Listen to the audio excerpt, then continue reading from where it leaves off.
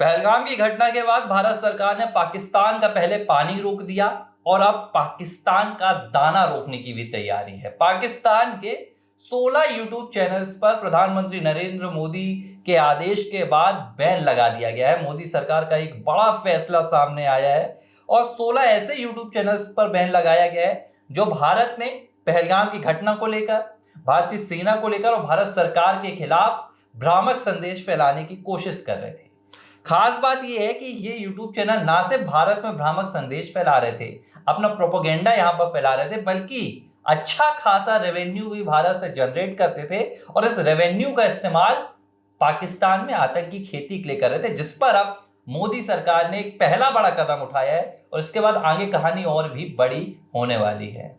बिल्कुल आपने कहा। और जिस तरीके से आज सर्कुलेशन हमने देखा कि भारत सरकार ने एक बड़ा कदम उठाया, और ये बड़ा कदम बहुत ज़रूरी हो गया था, क्योंकि कई बार हम सुनते हैं पाकिस्तानी आवाम से कि यार क्रिकेट और राजनीति को अलग रखो, अलहदा रखो। लेकिन देखिए ऐसा हो नहीं सकता है, और बिल्कुल पॉसिबिलिटीज़ होनी भी नहीं चाहिए ऐसी कि क्रिकेट और जो चीज़ें हो रही हैं वो अलग हों। कैसे अलग हो सकती है? हमारे जवान मारे जाएंगे, हमारे मासूम लोग मारे जाएंगे, और आप चाहते हैं कि हम आपके साथ क्रिकेट खेलें, आपसे हाथ मिलाएं? बिल्कुल, हमारे यहाँ तो ऐसा बिल्कुल नहीं होता है। हमारे यहाँ हमारे देश का हर नागरिक, हम उसका समर्थन करते हैं और उनके आगे बढ़ने को लेकर भी हम लगातार उनका सपोर्ट भी करते हैं। आज भारत सरकार ने जो कदम उठाया है कि 16 पाकिस्तानी यूट्यूब चैनल्स को भारत में बैन किया है। उनमें बहुत सारे ऐसे यूट्यूब चैनल हैं, और मैंने काउंटिंग की, उन 16 यूट्यूब चैनल का जो सब्सक्राइबर बेस था वो तकरीबन 60.3 मिलियन हो रहा है। एक ह्यूज, जैसे मैं कह सकता हूं कि बड़ा बड़ा सब्सक्राइबर बेस, जो इन्फ्लुएंस कर रहा था भारत के युवाओं को, अपनी ओर आकर्षित करता है। और देखिए, आकर्षण एक सामान्य चीज़ है। सपोर्ट कीजिए कि मैं खेल का प्रेमी हूं, मेरा कोई पसंदीदा प्लेयर है, और अगर किसी दूसरे मुल्क का यूट्यूबर उनकी तारीफ करेगा तो मुझे अच्छा लगेगा। और ये इन्फ्लुएंस जो हो रहा था ये काफ़ी सालों से हो रहा था, और इस इन्फ्लुएंस के चक्कर में हम सुपर चैट भी दे रहे थे। वहाँ पर सुपर चैट रेवेन्यू, सीधा सीधा रेवेन्यू वहाँ जाता है पाकिस्तान में। और ये आप भी जानते हैं ये किन गतिविधियों में इस्तेमाल हो रहा है, क्योंकि ये बिल्कुल सच है कि जो पैसा आप भेजते हो उसका इस्तेमाल वो आतंकवादी गतिविधियों में कर रहे थे लगातार। और इसके लिए बहुत सारे लोगों ने प्रयास किया, और आज फाइनली 16 यूट्यूबर्स पर बैन लगा है, और इसके लिए भारत सरकार की बिल्कुल तारीफ होनी चाहिए। चीज जो निकल कर सामने आ रही है कि ये जो यूट्यूब चैनल्स बैन हुए हैं, इनमें कुछ तो न्यूज चैनल्स हैं, मीडिया संस्थान है, लेकिन कुछ क्रिकेटर्स के चैनल्स भी हैं और जो क्रिकेटिंग की ब्रॉडकास्टिंग करते हैं उनके चैनल भी हैं। तो क्या ये क्रिकेटर्स और ये जो क्रिकेट की कमेंट्री करते हैं या क्रिकेट का एनालिसिस करते हैं, इनके चैनल्स को बैन करना, आखिर ऐसी क्या जरूरत पड़ गई भारत सरकार को? नहीं, आपने क्रिकेटर्स के यूट्यूब चैनल्स की बात शोएब की। अख्तर का चैनल बैन किया गया और अफरीदी के चैनल को बैन करने की मांग की जा रही है। देखिए, आपने बात की कि क्रिकेटर्स का क्यों किया गया। देखिए, पाकिस्तान में हमेशा से ये रिवायत रही है कि आप कोई भी चीज़ को हर प्लेटफॉर्म पे ले जाते हैं। क्या पाकिस्तान के क्रिकेटर राजनीति पर बात नहीं करते? शाहिद अफरीदी प्राइम एग्जाम्पल है, जो क्रिकेट खेले हुए हैं, भारत में कई बार उन्होंने दौरा किया है। उनका इस तरीके से बयान दे देना आकर कि भारत के लोग तो खुद ही मरवा देते हैं अपने लोगों को, तो क्या है वो क्रिकेटर नहीं है? इस तरीके की बयानबाजी अगर आप करते हो तो आपके जिस तरीके से चैनल बैन किया गया, हालांकि उनका चैनल बैन नहीं हुआ है लेकिन शोएब अख्तर का चैनल बैन किया गया है। इसके अलावा उन यूट्यूबर्स के चैनल को भी भारत ने बैन किया गया है जिनकी सब्सक्राइबर बेस अच्छी खासी भारत से होकर व्यूअरशिप जा रही है। वो परेशान है, हताश है। और ये सरकार ने जो फैसला लिया है इसकी तारीफ इसलिए भी होनी चाहिए क्योंकि इसकी डिमांड थी, इसकी ज़रूरत थी। क्योंकि जब तक आप आर्थिक रूप से इन्हें चोट नहीं पहुंचाएंगे, इनके रंग पता नहीं चलते। अब आप देखिएगा आज के बाद से ये और भी ज़्यादा उग्र होंगे, ये और भी चीज़ें लेकर आएंगे। तो सरकार ने बिल्कुल सही जगह पर पंच किया है जहां पर करने की ज़रूरत थी। अच्छा, शाहिद अफरीदी का एक बयान आया है, पूर्व खिलाड़ी रहे हैं, पाकिस्तान के राजनीति में भी सक्रिय रहते हैं। उन्होंने सीधे तौर पर तो ये इल्ज़ाम लगा दिया जो पहलगाम की घटना हुई है इसमें पाकिस्तान नहीं बल्कि भारत का हाथ है। उन्होंने तो कहा कि भाई जम्मू कश्मीर में 8 लाख सैनिक भारतीय हैं, 8 लाख भारत के जवान खड़े हैं, तो ऐसा कैसा हो सकता है कि कोई 20 मिनट में आता है, आतंक की घटना करता है और पाकिस्तान चला जाता है। मुझे याद है कि यही शाहिद अफरीदी अपना एक संस्थान भी चलाते हैं, एक सामाजिक संस्थान भी चलाते हैं, जिसके लिए उन्होंने कई बार भारत से फंडिंग भी ली है, कई खिलाड़ियों से ली है। बिल्कुल, आपने फंडिंग की बात की, मैं उन क्रिकेटर्स का नाम नहीं लेना चाहूँगा जिन्होंने फंडिंग की है, लेकिन वो फंडिंग लेते थे और फिर उसके बाद वो फंडिंग मुझे नहीं पता वो किस जगह पर जाती है। देखिए, आपने यहाँ से दे दिया, अब उसके बाद उसका इस्तेमाल वो क्या कर रहे हैं वो आपको तो नहीं बताएंगे ना, वो आपको नहीं बताएंगे। तो शाहिद अफरीदी जिस तरीके की गतिविधियों में लिप्त रहते हैं, इससे पहले भी कश्मीर प्रीमियर लीग जो कि विवादित जगह है, वहां पर आप लीक कराते हैं, फिर वहां पर आप ये कहते हैं कि भारत जो है उन युवाओं को आने नहीं देता है जो इस लीग में आकर खेलना चाहते हैं। अब जाहिर सी बात है, विवादित जगह पर आप बुलाएंगे खेलने तो क्यों हम जाएंगे, आप विवादित चीजें करवाते हैं। उसके बाद हालिया आपने देखा था आईसीसी चैंपियंस ट्रॉफी का टूर होना था, चैंपियंस ट्रॉफी से फिर उसे विवादित जगह पर आप ले गए, आप लेके गए, वहां पर लेकर गए आप, फिर उसके बाद एक मैसेज भिजवाया गया कि भाई आप वहां नहीं ले जा सकते हैं, फिर वहां से नाराजगी भी आई। तो आप, पाकिस्तान हमेशा से इस तरीके की चीजें करता रहा है, तो एक झटका जो देना जरूरी था वो यही झटका था कि आप जब आर्थिक रूप से किसी को तोड़ते हैं, क्योंकि आर्थिक रूप से सारी चीजें होती है, खाने से लेके सारी चीजें, जब पैसा ही डाउन होगा, पैसा ही नहीं आएगा, तो आपको सारी चीजें बिल्कुल क्रिस्टल क्लियर समझ में आएंगी। दो चीजें थी ना, एक तो ये जो तमाम 16 यूट्यूब चैनल्स जिन्हें भारत सरकार ने बैन किया है, एक तो ये था कि ये भ्रामक संदेश फैला रहे थे, ये पाकिस्तान का प्रोपेगेंडा जो है वो पूरा भारत के लोगों के बीच फैला रहे थे पहलगाम के हमले को लेकर। और दूसरी एक खास बात निकल कर आई है जिस पर ये भी जानकारी दी जा रही कि ये जो यूट्यूब चैनल्स थे ये भारत से एक अच्छी खासी रेवेन्यू भी अर्न कर रहे थे, लाखों का इन्हें एक एक वीडियो में पैसा मिल रहा था, इनके व्यूज मिलियंस में जा रहे थे, जिन पैसों का इस्तेमाल कहीं ना कहीं इनके द्वारा इन आतंकी गतिविधियों में भी किया जा रहा था, चाहे वो शोएब अख्तर हो, चाहे वो दूसरे यूट्यूब चैनल्स हो। ये भी बात निकल कर आ रही है कि शायद यही वजह है कि मोदी सरकार ने ये जो कदम उठाए, ये ना सिर्फ उनकी ब्रॉडकास्टिंग को रोकने के लिए,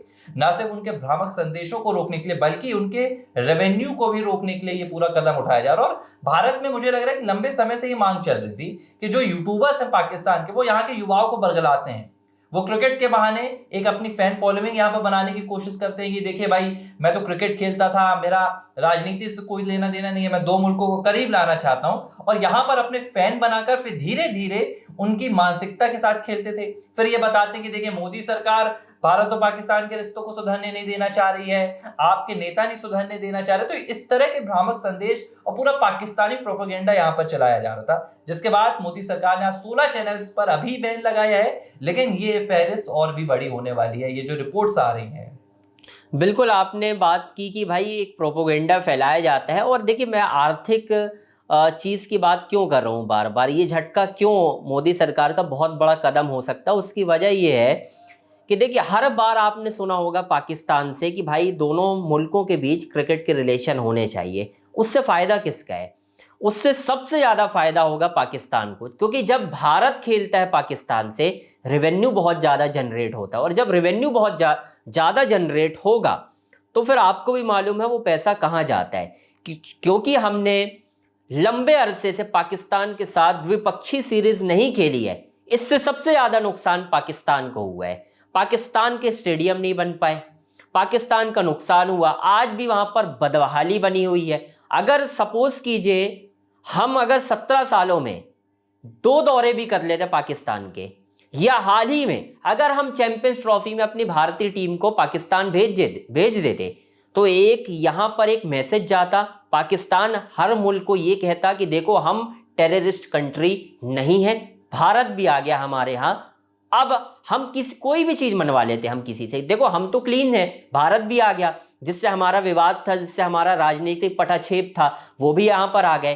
तो अब कोई भी चीज़ आप वहाँ पर इन्वेस्टमेंट होगी, सब कुछ होगा वहाँ पर। लेकिन अभी भी हम बायलैटरल सीरीज नहीं खेल रहे हैं, तो अभी भी पाकिस्तान में बहुत नुकसान है, बदहाली है, स्टेडियम तैयार नहीं है, वहाँ पर बाथरूम्स नहीं है, बहुत सारी चीज़ें हैं, सड़क नहीं बनी हुई है वहाँ पर।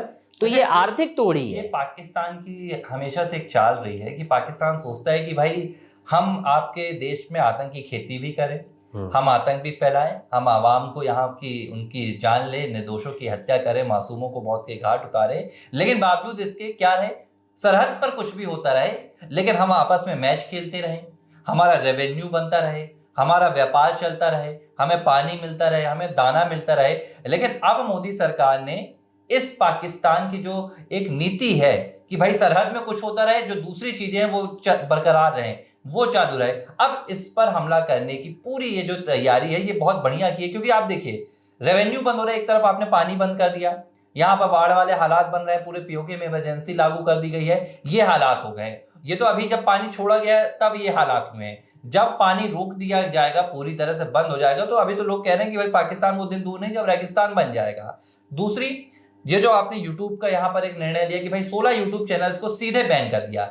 एक तो जो ये इन्फ्लुएंस कर रहे थे, यहाँ के युवाओं को बरगलाने की कोशिश कर रहे थे, चाहे वो कश्मीर के युवा हों, चाहे वो कश्मीर से आसपास के जुड़े हुए इलाकों के युवा हों, सरहद के आसपास के इलाकों के युवा हों, और तीसरा जो ये रेवेन्यू अर्न कर रहे थे। ऐसे सिर्फ 16 यूट्यूब चैनल्स के अभी नाम आए हैं, लेकिन सैकड़ों यूट्यूब चैनल्स भरे हुए हैं। भाई पाकिस्तान में तो डेटा लोग नहीं खरीद पाते हैं, वहां तो देखने का सवाल ही नहीं, वहां थोड़ी ना आपके पास ऐसी सुविधाएं हैं कि आपके पास 24 घंटे का डेटा उपलब्ध है। ये भारत है, भारत में आपके पास ऐसी सुविधाएं हैं कि आपके पास 24 घंटे डेटा है, वाईफाई है, आपके पास ब्रॉडबैंड है, इंटरनेट है, तो आप यूट्यूब के वीडियोस देखते हैं। पाकिस्तान के पास अभी इतना डेटा नहीं है कि वो आपके वीडियोस देखे, तो ये कमाई कहां से कर रहे थे? भारत से कर रहे थे, यहाँ की मानसिकता के साथ खेल रहे थे। लेकिन अब मोदी सरकार ने ये जो फैसले लेने शुरू किए हैं, पूरी तरह से पाकिस्तान झल्लाया हुआ है, आवाम पाकिस्तान की त्राही त्राही कर रही है। और जो माहौल अभी बना है, आप समझिए जंग से पहले ही पाकिस्तान लगभग पूरी तरह से परास्त हो गया है, वहां की आवाम परास्त हो गई है।